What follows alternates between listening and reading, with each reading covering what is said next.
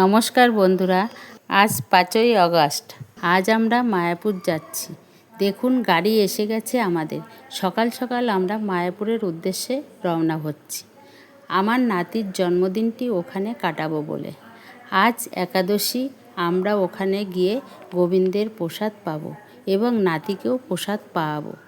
বাকিটা রাস্তাতেই যেতে যেতে আপনাদের সাথে শেয়ার করব। ভোরের স্নিগ্ধ প্রাকৃতিক দৃশ্য মনটা সত্যিই ভালো করে দিচ্ছে। রাস্তাও পুরো ফাঁকা ফাঁকা, আমাদের জার্নিটাও খুব ভালো ছিল। গাড়ির ড্রাইভারও খুব ভালো গাড়ি চালাচ্ছিল। 3 ঘন্টার জার্নি মনেই হচ্ছিল না। দেখুন রাস্তা পুরো ফাঁকা, কি সুন্দর যে লাগছিল বলে বোঝানোর মতন না। আগে আমরা যখন মায়াপুরে গেছিলাম রাস্তা খুবই খারাপ ছিল। এখন পুরো এক্সপ্রেস ওয়েটাই নামের সার্থকতা পেয়েছে। অসাধারণ রাস্তা। আমরা প্রায় পৌঁছে গেছি, আর কিছুটা রাস্তা বাকি। দেখতে দেখতে আমরা মায়াপুরে পৌঁছে গেলাম। দেখুন মন্দিরের চূড়া দেখা যাচ্ছে। এটি হলো নূতন মন্দিরের চূড়া।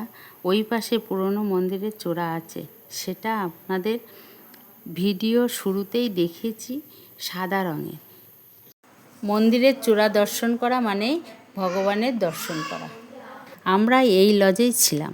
ভিতরের দৃশ্য দেখানো যাবে না, কারণ মন্দিরের মোবাইল ব্যবহার নিষিদ্ধ। এসে গেছি মায়াপুরের গোশালায়।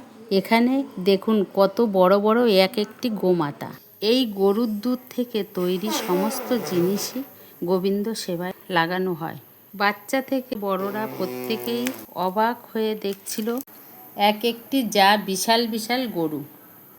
এখানে এই গোশালার অনেক কাউন্টার আছে। সেখানে এই গোশালায় তৈরি ঘি, সন্দেশ, ধূপকাঠি আরও অনেক অনেক জিনিস ওখানে বিক্রি হয়। যতটুকু পারলাম আমি আপনাদের সঙ্গে শেয়ার করলাম। একসঙ্গে প্রচুর গরু এখানে ঘুরে ঘুরে দেখতে বেশ চিড়িয়াখানার মতো ফিলিং আসছে। এর মধ্যে একজন দেখুন খুব ক্লান্ত, গভীর ঘুমে ব্যস্ত। ইনি হলেন আমাদের বার্থডে বয়। এনার উদ্দেশ্যেই আজকের মায়াপুর দর্শন। এখন মন খুলে উপভোগ করছে। আজ শুধু গোবিন্দের ভোগ দিয়েই নাতির জন্মদিন উদযাপন করব। পরে একদিন সবাই মিলে কেক কেটে পালন করব। এই দেখুন আমরা যারা যারা মায়াপুরে গেছিলাম এক এক করে তাদের সবার ছবি। আর আপনারা যারা মায়াপুরে গেছেন তা আপনাদের অভিজ্ঞতা কি আমাকে কমেন্ট করে জানাবেন। আর যারা যারা যাননি তারা অবশ্যই একবার যে ঘুরে আসবেন। তো এই ছিল আমাদের ভিডিও। কেমন লাগলো কমেন্টে জানাবেন, এবং ভালো লাগলে অবশ্যই একটি লাইক, কমেন্ট ও শেয়ার করে দেবেন।